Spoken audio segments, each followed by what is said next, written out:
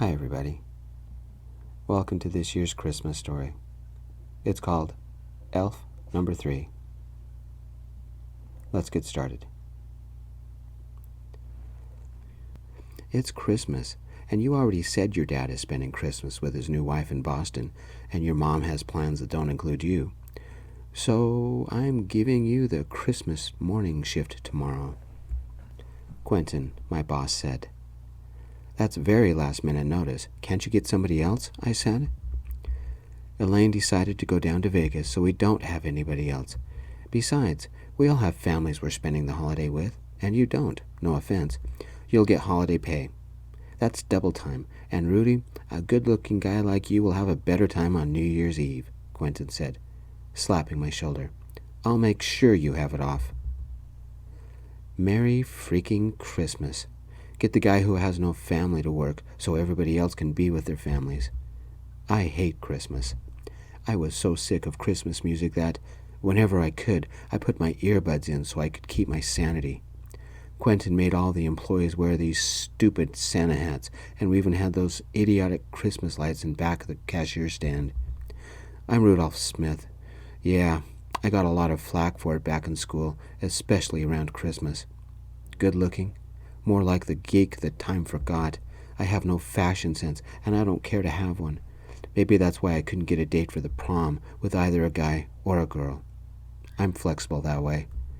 I have light brown hair and hazel eyes with steel gray glasses, and I didn't get braces until I was almost 20, because my parents said my teeth were just fine and braces were too expensive. I don't smile, because then the world would see the chipped tooth, front and center. I'm 5'6". It sounds normal, but my mom is 6 feet. My dad is 6 feet 2.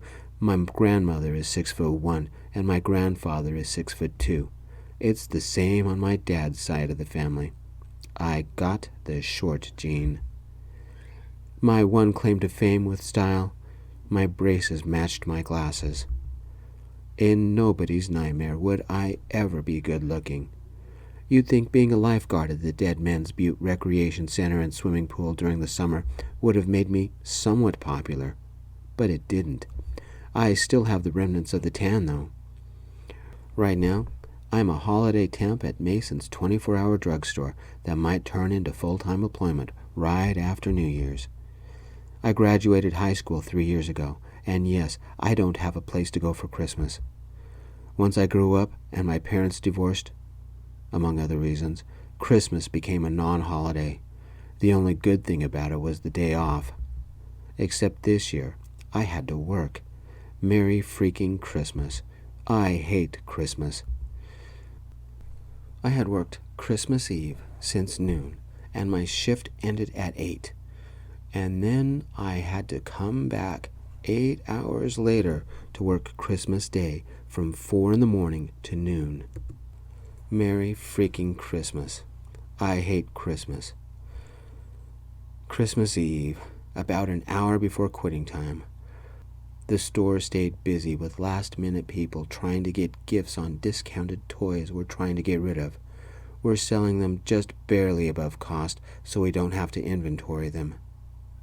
Christmas isn't fun for me and hasn't been for years. I hate Christmas. Excuse me, mister, some kid yelled in a very high voice. I'm trying to get a present for my mom. Do you have a non-stick frying pan somewhere? Aisle 4, left side. Follow me, I said, faked a smile, and took her to them. Merry Christmas, mister, the kid yelled as I left. I didn't say anything. Excuse me, an older woman said. I'm trying to buy a watch for my husband, but it has to have large numbers because his eyes aren't so good. What we have are in the display case by the videos. May I show them to you? I said. That's very nice of you, she said. I took her there. What do you want for Christmas? She asked. I guess she was making conversation. What I wanted to say, a new family, as if that were possible. A boyfriend would be nice. How about something fun to do Christmas Eve? Instead, I replied, lunch would be nice. It's been non-stop all day. Santa knows what's in your heart, she said. Did you know you have a beautiful smile? Merry Christmas. Had I accidentally smiled? I make sure I never do."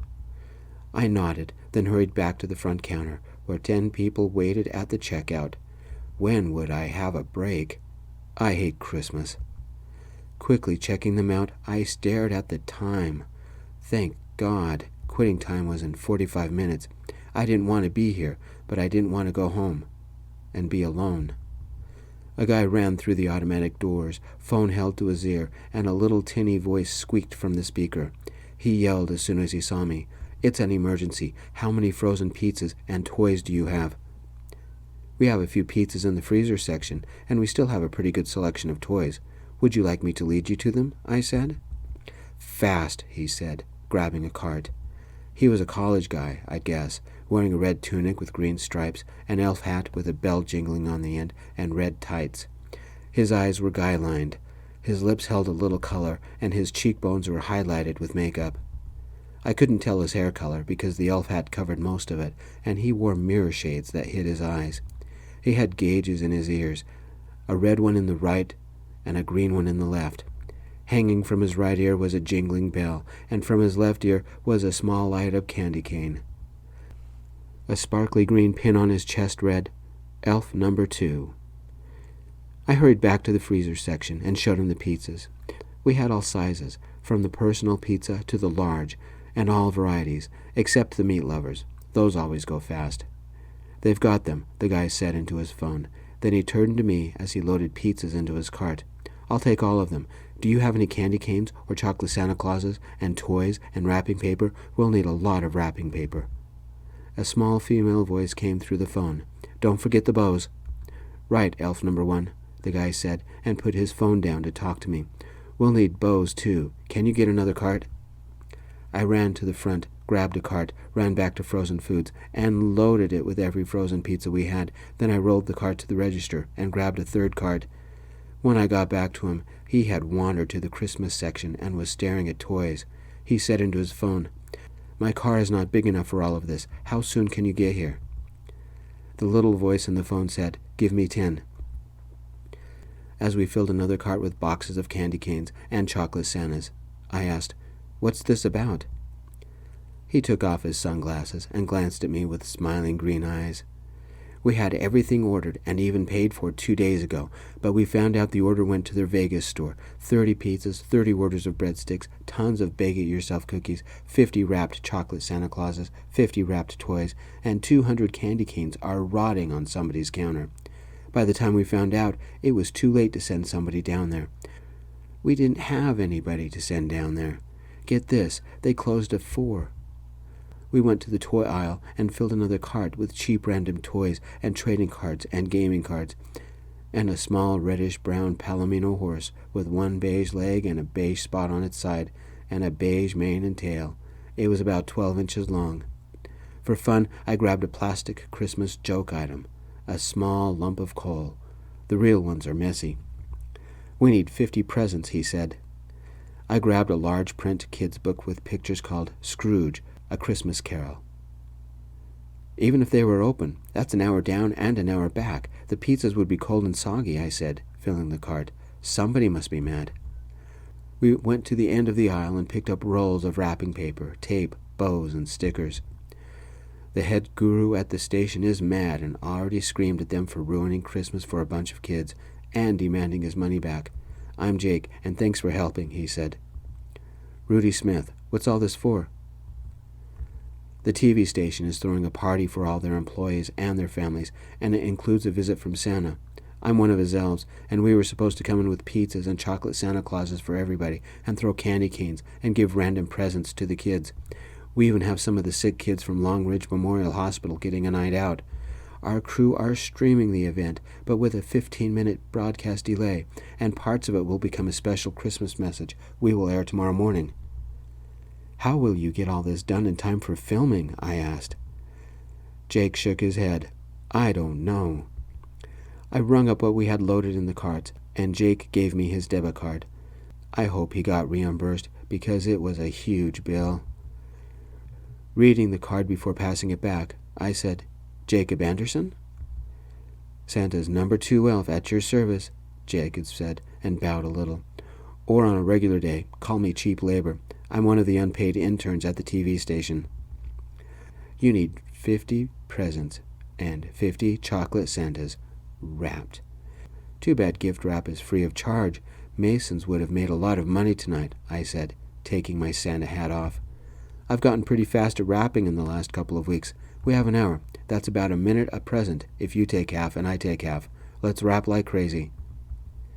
Some woman dressed similar to Jake, except the outfit was feminine and showed a little bit of cleavage, ran in.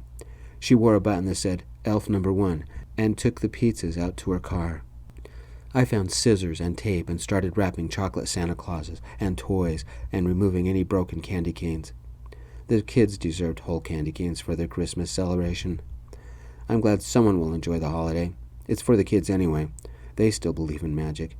Did I mention I hate Christmas?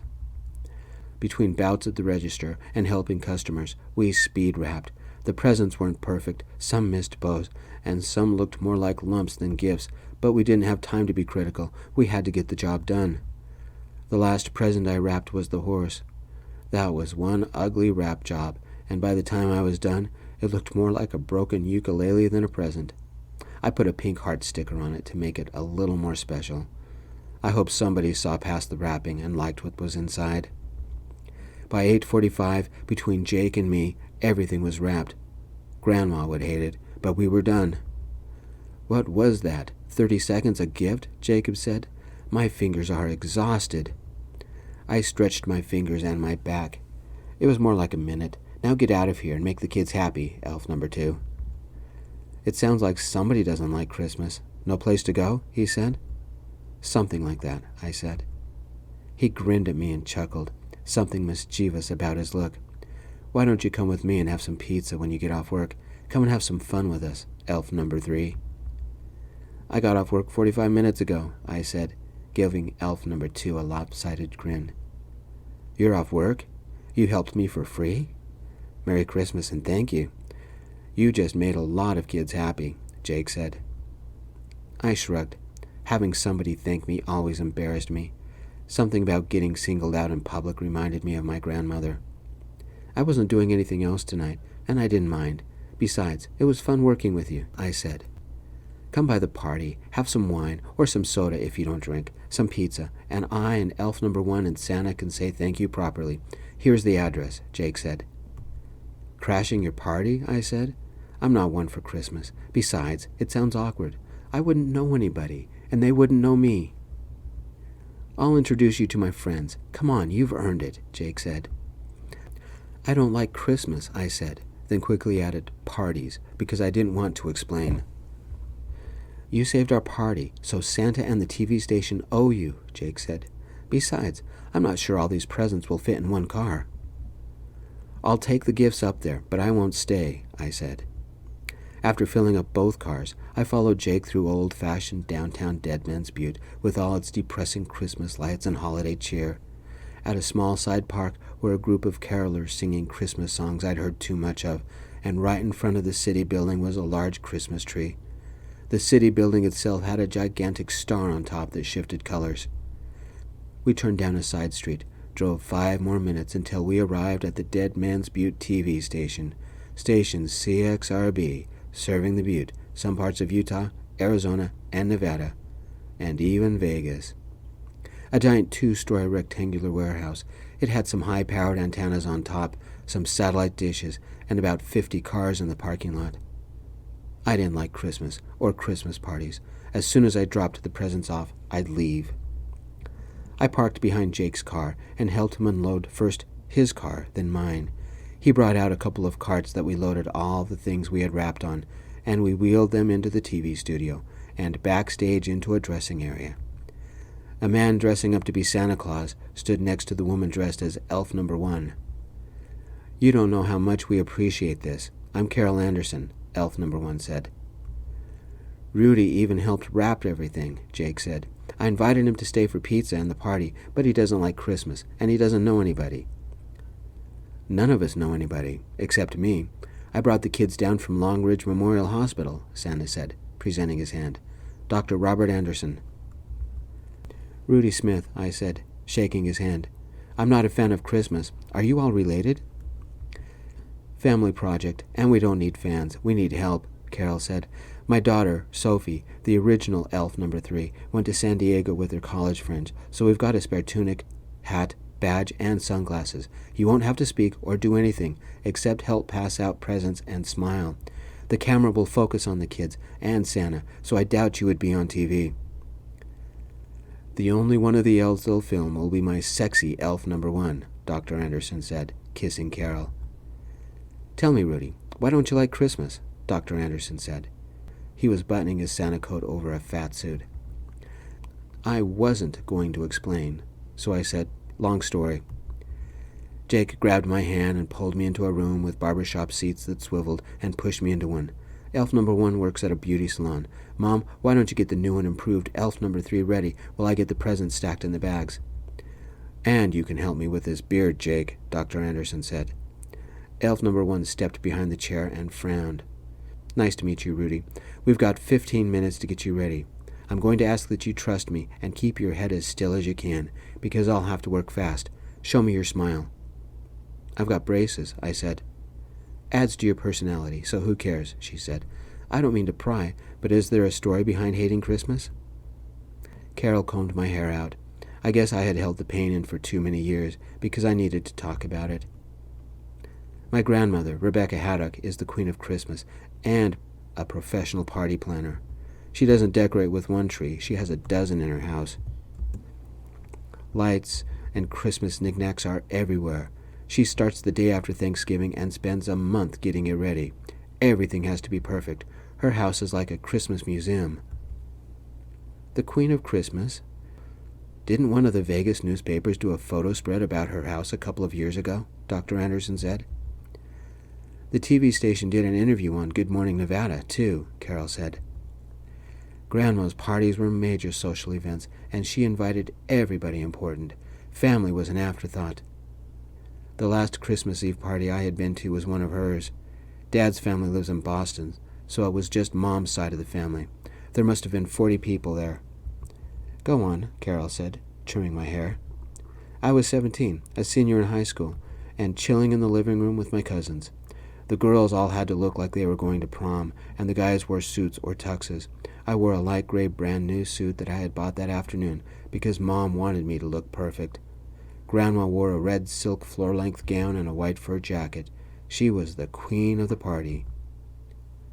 Sounds a little overdressed, but it's fine so far, Jake said, as he helped his dad with the beard.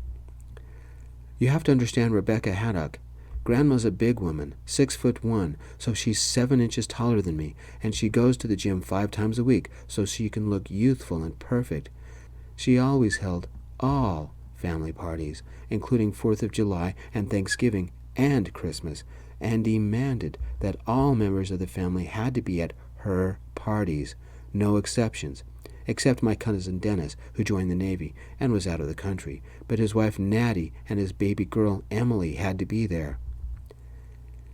Didn't we meet a Rebecca Haddock a couple of years ago? Dr. Anderson said.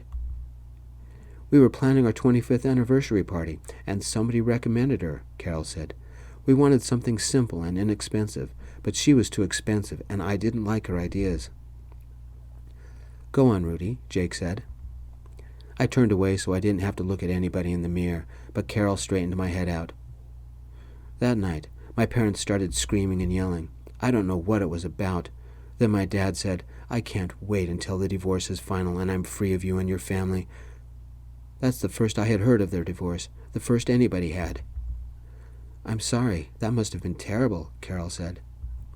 I relived the sinking pit in my stomach that had told me my world was about to fall apart.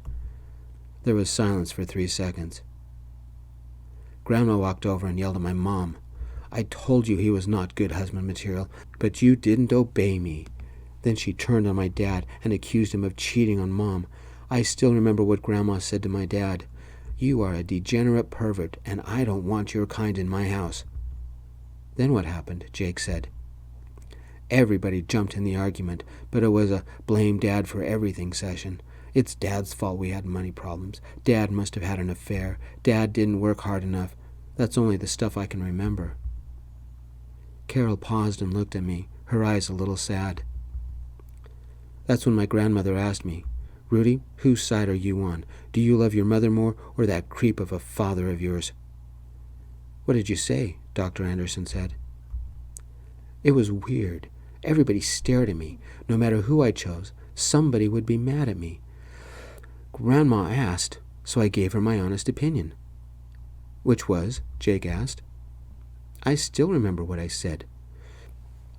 "My freaking mom can't stop spending Dad's money, and she is a whiny, immature brat until she gets her own damn way, just like my damn grandma." "Excuse the language," I said. Jake chuckled. "Good for you." "How'd that go over?" Carol asked. Grandma's face turned so red I thought she would have a heart attack. She screamed at me, "You're swearing at me and your sweet mother, and you're siding with that monster you call a dad? How dare you?" "I'm glad I wasn't at that party," Jake said. "I'm glad we didn't use her to plan our anniversary," Dr. Anderson said. "There's more, isn't there? What did she do?" Carol said. I stared at my hands because Carol was right. Even 3 years later, I felt the shame. My face warmed and my eyes moistened with tears. "You need to get it out of your system. Tonight's the perfect night, because we're strangers and we won't see each other again. Trust us," Carol said. "Mom cuts hair for a living, if you can't trust a hairdresser. And Dad's an emergency room doctor. Who can you trust? Besides, I want to hear the end," Jake said. I just broke the most important rule in the family. I had dared defy Grandma. Grandma walked over to me and slapped me with one hand and grabbed my ear with the other. I've never seen anybody so mad before or since. She yelled, "Ungrateful, disrespectful snot. Your father didn't discipline you right, so it's up to me." She dragged me to the kitchen sink, shrugged out of her jacket, leaned on me until my head was even with the sink. She was 7 inches taller than me and stronger. My tooth hit the porcelain, and I chipped my tooth. Grandma squirted a gallon of dish soap in my mouth and slammed her big fingers around my teeth and my tongue and soaped me up good. "That's how your father should have disciplined you, just like we did in the old days. Maybe now you'll show some respect, but you're rude just like he is." Carol stopped trimming my hair. "Didn't your parents do anything?" Dad had screamed at her, but I couldn't make out any words. Grandma screamed back, but I don't remember what. Soap filled my mouth, and I spat into the sink and flushed my mouth with water. That's when I saw a piece of my tooth in the sink. I grabbed it. My new suit was drenched. My hair dribbled water to the floor, and I had soap everywhere. Grandma didn't have any water on her dress at all, and put her jacket on as if it were no big deal. It was my turn to yell. I wish I'd yelled more. But all that came out was, "Damn witch, you broke my tooth." My tongue tingled with the taste of the soap. I was furious. I was embarrassed. I was crying. The last thing I said to my grandmother was, "I will never come back to your damn freaking house, freaking witch." "Only your dad tried to do something?" Jake asked. "Do you know what Mom said as I stood there dripping with soap and water?" I almost whispered because the emotion inside me now was as strong as it was then. "Now, Rudy, it's your own fault. Settle down and don't swear at Grandma. It's only a little discipline, so you shouldn't get mad." "I would have punched her," Jake said. "Jake," Dr. Anderson said. "I'm sorry about that," Carol said. "No wonder you don't like Christmas," Jake said. "Can't they fix your tooth?" "My folks wouldn't pay for it when I was in high school, and my orthodontist said he wants me to wait until I'm done with braces. Since it's a front tooth, he thinks a veneer or an implant might look best," I said. "Wow." "Just when you think you've heard it all," Carol said, and quickly hugged me. My parents were divorced 6 months later. Dad went back to Boston. Mom continued to visit my grandparents for every holiday and weekend, but I never did. You should have heard us fight, especially when Mom pleaded with me to apologize to Grandma. My friends and I split a 3-bedroom apartment the summer I graduated high school, and we've been living the dream since. Neither Dr. Anderson, Carol, or Jake said anything, so I continued. "No, I don't like Christmas. It hurts. I know it's a big deal for you, for a lot of people, but it's not for me." "I don't blame you," Dr. Anderson said, acting all serious. "Rudy, you need some new memories of Christmas. Carol, hurry and finish getting Rudy ready. Jake, get the other tunic, pin, sunglasses, and hat. It's time to show elf number 3 the right way to have fun on Christmas." Carol gave me a complete makeover. A nice haircut that tamed my hair and made it look stylish. A little bit of stage makeup that gave me my tan back. guy liner to highlight my eyes, and something for my lips. What she did with my cheeks emphasized my cheekbones. I stared at my strange reflection. Wow, was that really me? Suck your cheeks in a little. That will highlight the makeup on your cheekbones. How much do you need your glasses? Carol asked. I'm nearsighted, so I need them to read and drive and watch movies, but I can get around crowds just fine, I said. Good. When we're on stage, wear these, she said, and gave me some mirror shades. And off stage, you can wear your regular glasses. If you need help getting around, you can grab my elbow or Jake's. I'll let him know. You have a beautiful smile, so enjoy yourself. I wore a costume similar to Jake's, except I wore my jeans with my red tunic, and I had a button that said Elf Number 3. The bell on the end of my elf hat jingled every time I moved my head. Carol led me to the other room with the others. Jake spotted me and suddenly grinned. Wow, Mom, I approve. Rudy looks great, and I love the hair. For a second, I forgot myself and smiled. Like I said, a beautiful smile, Carol said. Mom's right, Jake said, except I would call him sexy. Jake? Flirting? Now? We're about to go on stage, Carol said. Dr. Anderson walked out of a dressing room, all jolly and fat and smiling. The count's in, Anderson family. We have 30 kids who are the children of the people of the TV station. In addition, we have 12 kids visiting from the hospital. They deserve a Christmas too. They've brought their parents, and we're hoping to cheer the kids up. I had hoped we could bring all of them, but 5 kids had to stay at the hospital. Total, 42 kids in studio, 5 in the hospital. Christmas in a hospital? That doesn't sound fun, I said. We do the best we can, but sometimes a few slip through the cracks, Dr. Anderson said. Some girl peeked in wearing a headset and a Santa hat. 2 minutes. Don't worry, Rudy. The camera will focus on me, not on the elves, Carol said. That's because they want the dad ratings, Jake said, picking up a bag of presents and a bag of chocolate Santas. Well, we're out there. Remember, call us Santa or Elf Number 1, Elf Number 2, and you're Elf Number 3. Got it, Rudy? Dr. Anderson said. I nodded, fighting a nervous tangle in my stomach. At all costs, stay in character, Jake said, handing me a bag filled with the presents we had wrapped earlier. Loud jingle bells played, and an announcer said, Is everybody having fun yet? A bunch of kids yelled. Great, because guess who made a special stop on his way to Vegas, and he brought presents. Give it up for Santa Claus and his crew. I think everybody in the other room cheered. Am I really doing this? Tonight had happened fast, and I'm supposed to be up for morning shift at 4 a.m. I don't like Christmas, and now I'm Elf Number 3? God must have a sense of humor. Remember to smile at everybody. Let's make some happy memories, Santa said. Looking at Jake, I mouthed, What do I do? Do what I do, Jake mouthed back, and adjusted the mirror shades on my face. Perfect. The announcer yelled, Okay, kids, let's show our guests that we're ready. Let's welcome Santa and his elves by singing Jingle Bells. Kids didn't sing it, they screamed it. We entered through a side door. Everybody cheered and screamed. The kids all chanted, Santa, Santa, Santa. It was a big blank room decorated with Christmas trees and giant candy canes, and at the far end was a temporary stage with a giant sleigh and more Christmas trees and some kind of powder that looked like snow. The sleigh looked like it was made out of candy canes and frosting and led by 3 reindeer. The lead one had a red light bulb for a nose and seemed to be laughing at me.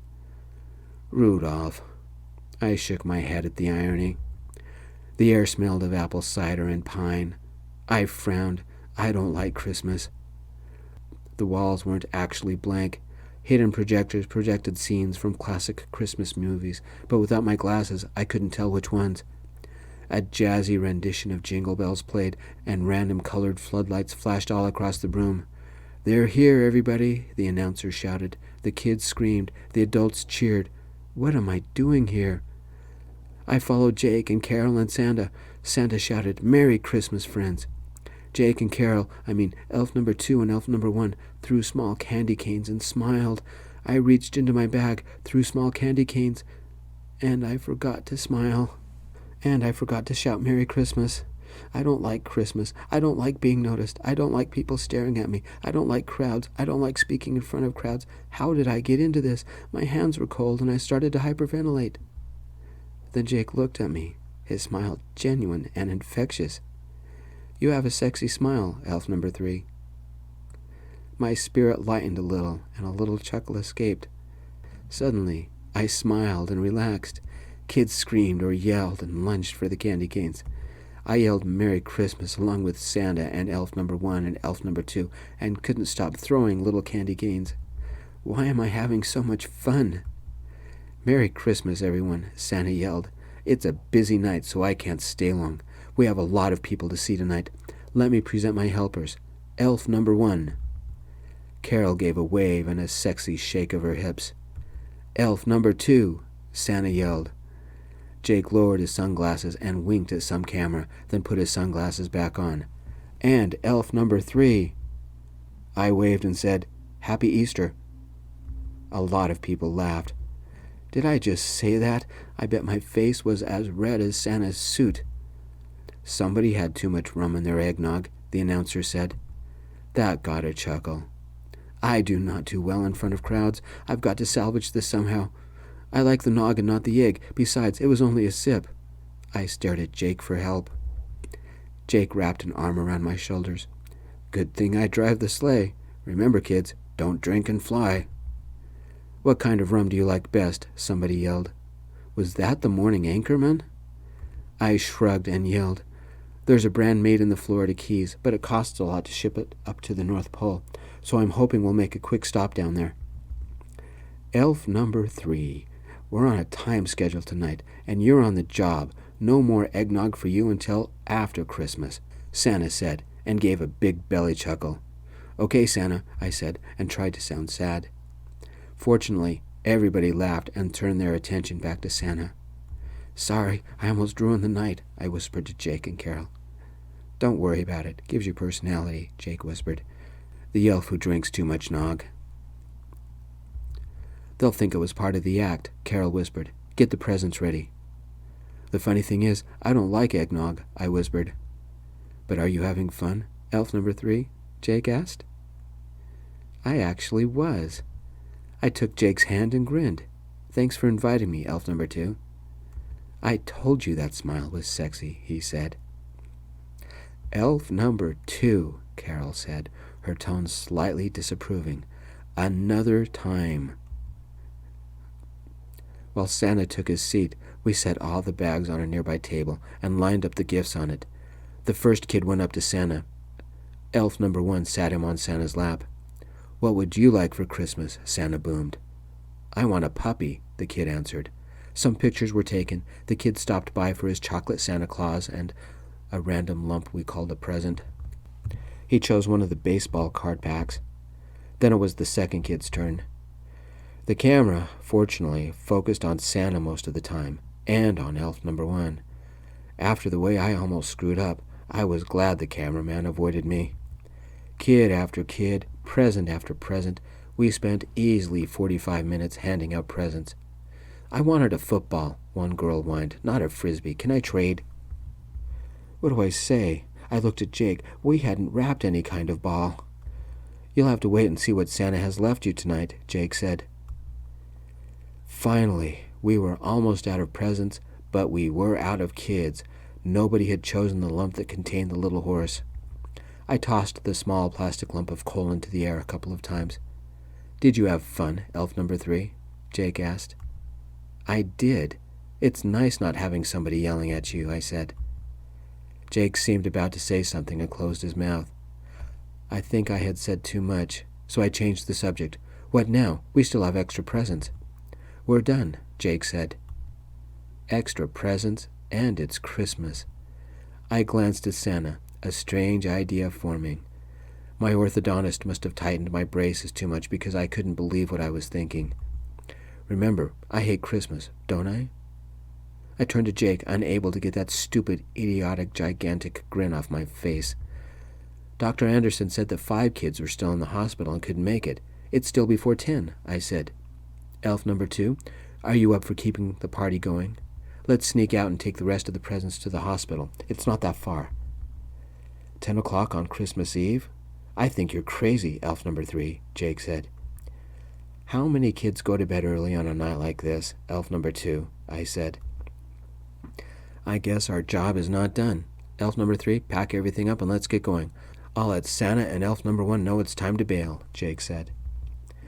While I packed the remaining gifts into one bag, Jake went and talked to Dr. Anderson and Carol, then came and joined me a few seconds later. I think it's a great idea. I'll call ahead and let the nurses know you're coming, Dr. Anderson said. I'd come, but this fat suit is very uncomfortable, and I think I used too much glue on the beard, and it itches. I have to get out of this costume. Now. Visiting those 5 kids sounds sweet, but I think I'm going to help Santa get that beard off his face, Carol said, and kissed her husband. Yuck, it itches. Robert, you are never growing a beard. Jake, Rudy, tell us how it goes. Santa waved at the cameras. I've got to get to Vegas, everybody, and deliver presents down there. Maybe I'll try a couple of slot machines on the way out of town.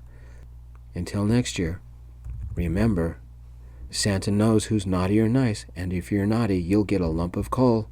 Merry Christmas, everybody. Jake and I snuck at the back while nobody was looking.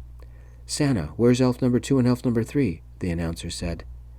Elf number 1 put her hands on her hips and said, Santa, is elf number 3 trying to get his nog? Don't you worry. I've sent elf number 2 and elf number 3 on a mission. But you elves better hurry back to the sleigh or I'm leaving you here, Santa yelled. Merry Christmas, everybody. Jake and I took separate cars to the hospital so we wouldn't have to drive back. As we entered the waiting room, a nurse stood by the door, smiling at us. You're Jake and Rudy? The waiting room had 2 large Christmas trees decorated with silver stars, gold angels, red and green glass balls, and twinkling multicolored lights. The room was draped in pine boughs and homemade popcorn strands. I'm elf number 2, and Rudy's elf number 3, Jake said, as the nurse led us past patient reception and to the nurse's station. We think what you're doing is great, and if you can believe it, all the kids are still up, she said. Dr. Anderson also swore us to secrecy, so unless he gives the all clear, you are only elf number 2 and elf number 3. I'll be your liaison and lead you to each child. Just for fun, we made some name tags with the children's names so you can tape them to the presents. A little bit of Christmas magic. Thanks, I said. We felt bad for these kids, so the other nurses and I chipped in and bought a few things too. It's fine with us if Santa takes the credit. We wrapped them, but we only found birthday wrapping paper in the closet. We thought we had Christmas paper. Sorry, the nurse said, kind of shrugging her shoulders and biting her lip. The way the kids ripped the paper off, they'll never notice, Jake said. We applied the tags, made sure we wore our mirror shades, and chuckled. I can't believe we're doing this, Jake whispered.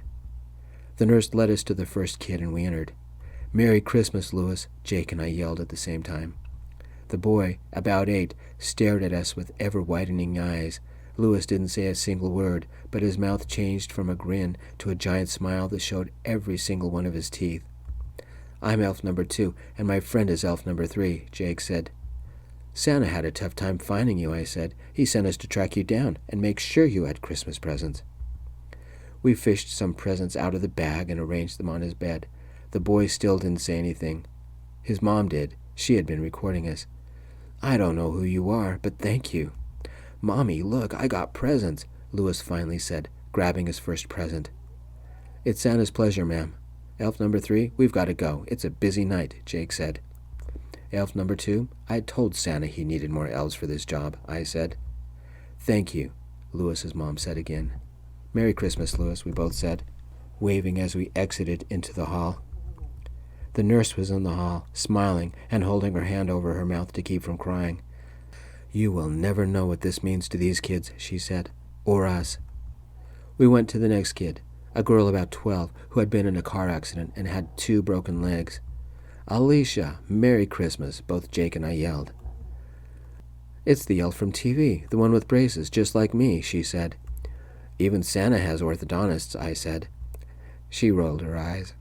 Santa's not real. This time he is, I said. We did the same thing with David and with Misty, but the last room was hard. I knew them. Dennis, his wife Natty, and their 4-year-old daughter, Emily. I hadn't seen Natty or Emily in 3 years, and 4 years for Dennis. Jake, That's my cousin and his family. I had no idea Emily was in the hospital, I said. I'm sorry. Her mom brought her in yesterday and her dad arrived an hour ago. The poor girl has a bad case of pneumonia, the nurse said. Elf number 3, how do you want to handle this? Jake said. The same as the others, elf number 2, I said. I peeked into the room. Nobody saw me. A man in a navy uniform sat next to a woman in a dark blue blouse and white slacks and held her hand. The man said softly, I called, but you know Grandma and her parties. That's my fault.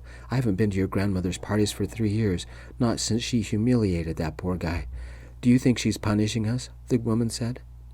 I don't know. Did you call your family? They couldn't get a flight from Reno, so they're driving. It's a 5-hour drive, she said. Dennis held his wife. I wanted Emily's Christmas to be special, and what happens? She gets pneumonia, Natty said. Look at us. We're not in front of a Christmas tree. There's no presents. Nobody's here. Only a sterile room. Mommy's sorry, Emmy baby. Dennis and Natty needed a little bit of hope. Should I introduce myself as family? No. A couple of anonymous L's might bring a smile. Jake and I could make their Christmas a little bit more special. Follow me, I said. We took the elevators downstairs to the cafeteria and picked up some cinnamon rolls and a couple of large coffees. They had extra candy canes free for the taking, so we took some. What if they recognize me? I asked Jake. He adjusted my mirror shades, pulled my hat down low, and jingled the bell. So what? Ready to have some fun, elf number 3? You know it, elf number 2. This has been the best night I've had for a long time, I whispered. Jake took my hand, and his smile was warm. Would he mind if I kissed him? Me too. Merry Christmas, Rudy. Can I have your phone number when we're done? When we were back in front of the room, I nodded at Jake. We were holding hands, and something like happiness bubbled inside me. I think I like spending Christmas with you, I said. Does that mean you like Christmas now? Jake asked. So what? She's in the hospital where the doctors will make her well. I had to leave my guests early. Do you know who was there? The mayor, the publicist for my book, my agent, and several important people who came to interview me. Not to mention the authors Monica Larson and Kobe Blake. That's the Monica Larson, and everybody's heard of Kobe Blake. They are New York Times best-selling authors. They're not just local celebrities, they're international ones, and they are multimillionaires. But instead, I had to come here. Family is more important, Kobe Blake said to me. He's 50 years younger than me. What does he know? A woman's voice complained to a man in a black suit. To be fair, Emily is your only great-granddaughter, the man said. Don't say that. It makes me sound old, the woman snapped. Tonight, they have a professional photographer taking pictures of me in my house for the book jacket. Both Jake and I looked. A tall woman. She was impeccably dressed in a white dress and white high heels. She wore a pearl and gold necklace and pearl earrings and had some pearl pin thing holding her hair in place. Her hair was piled on her head like some movie star and was dyed a light brown with gold highlights, and her skin was flawless and glowing, accented with only a little makeup. Behind her were Dennis's parents, my aunt and uncle. She was wearing a gold gown and he was in a rented tuxedo. Then there was me. Jeans, a red tunic I suspected that Carol had made, a funny pointed hat with a jingle bell on the end, braces, a chipped tooth, and I carried the last bag of lumpy presents.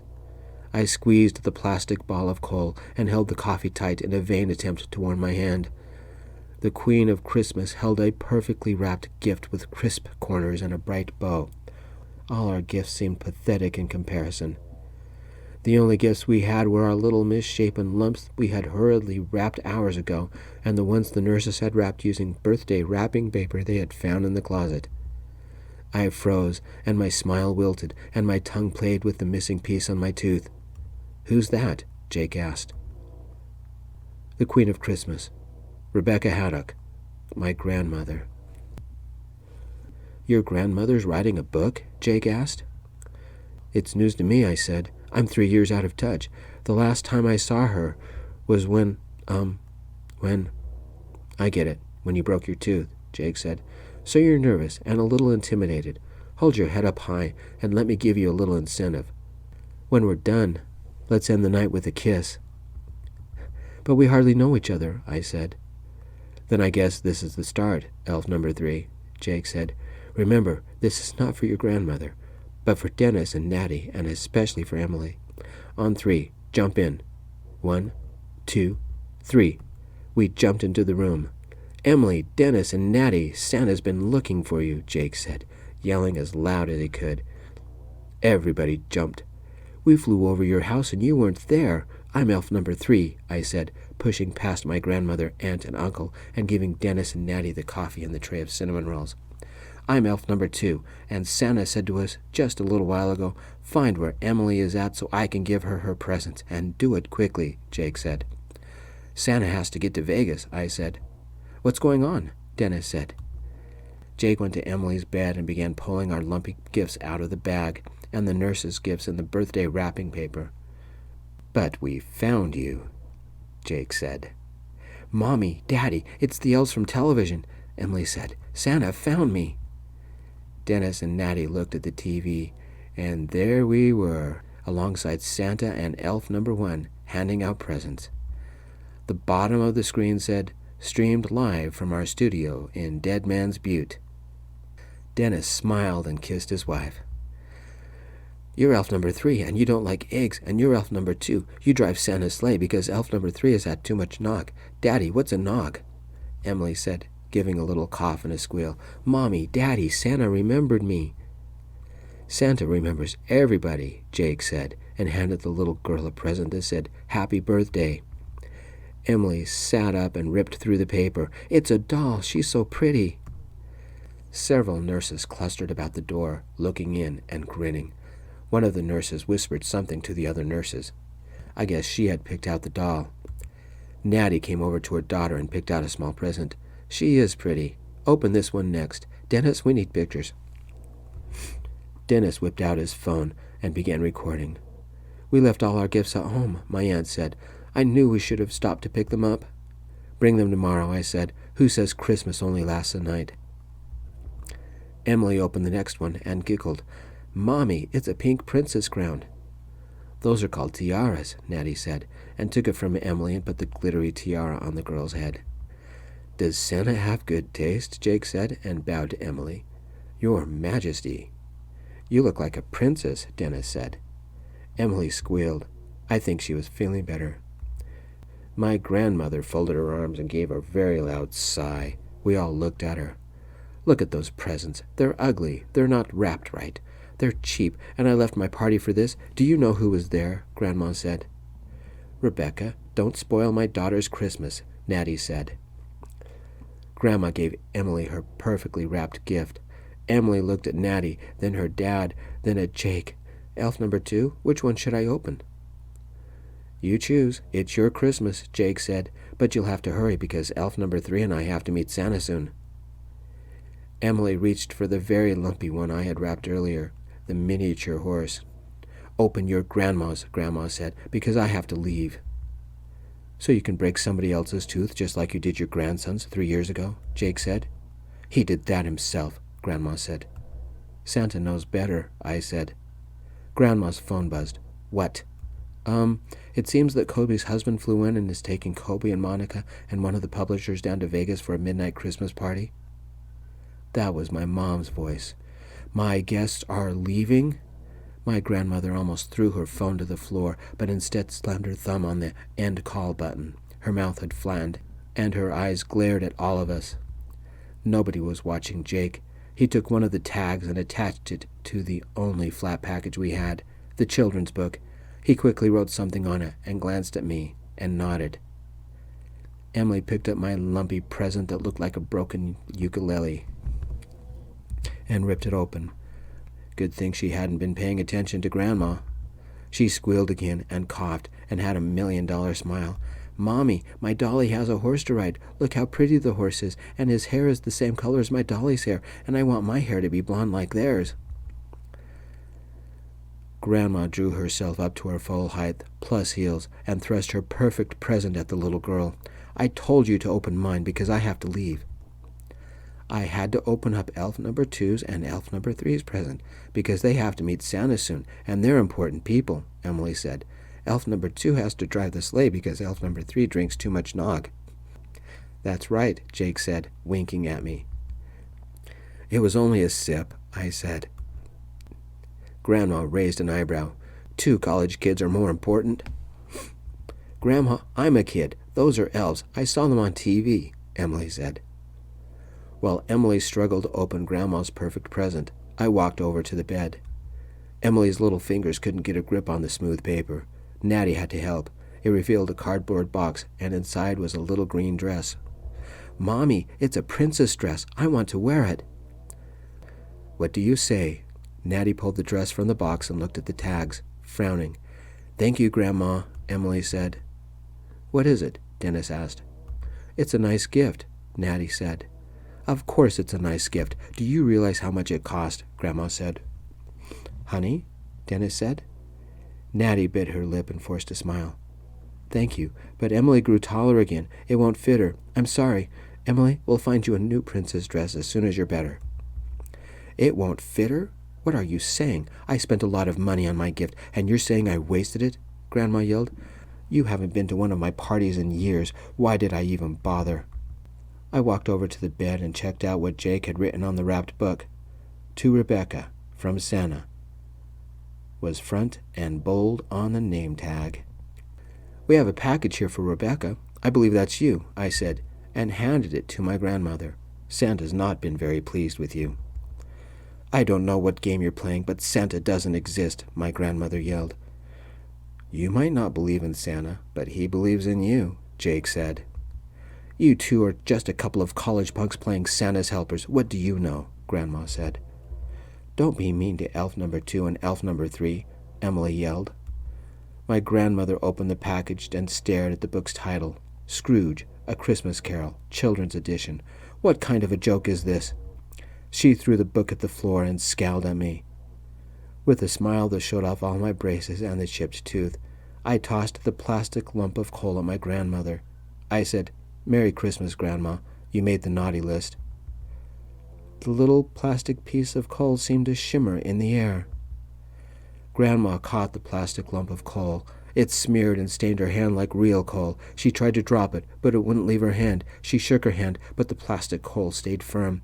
Everywhere she touched, she left handprints of coal. On her dress, in her hair, on her skin. Her white dress became smudged with coal dust and gray handprints. She screamed, "Get it off!"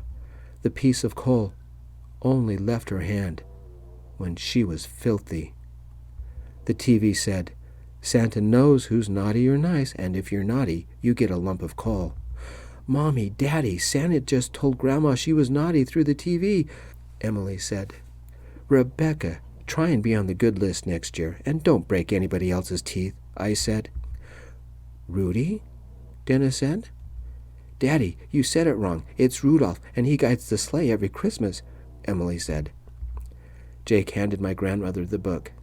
"Santa wants you to take notes. It's important." Grandma took the book and stomped out of the hospital room, leaving coal dust footprints where she walked and coal handprints where she touched. Her dress was more gray than white. Dennis picked up the lump of coal and wiped it with his thumb. "It's just plastic. How did Grandma get so dirty?" Before I could answer, the TV interrupted us. "You elves better hurry out to the sleigh, or I'm going to leave you," Santa yelled. "Merry Christmas, everybody." "Party's over, elf number 3, Jake said. "If we miss our ride, it's a long walk back to the North Pole."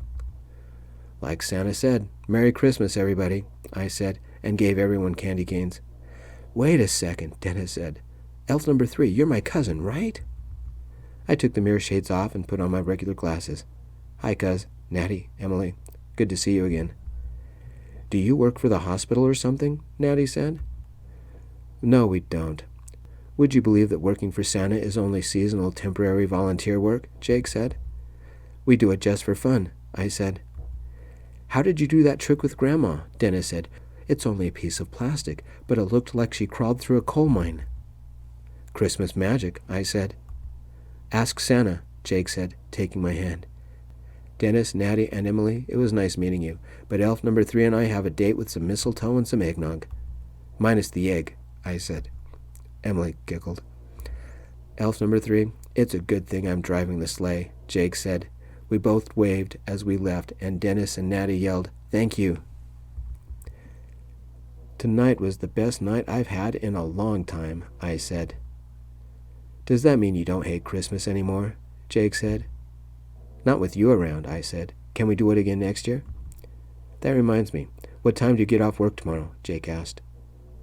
"Noon. Why?" I asked. "Elf number 1 said if you wanted to come over and celebrate Christmas dinner with us, you're invited," he said. "I don't have any gifts," I said. "We don't do gifts. Instead, we donate our time and money and play Santa Claus. But I don't think anybody would mind if you brought a couple bottles of wine. And the mistletoe," Jake said. "Anyone ever tell you that you have a sexy smile? Merry Christmas." Jake leaned in and kissed me. I think I like Christmas now.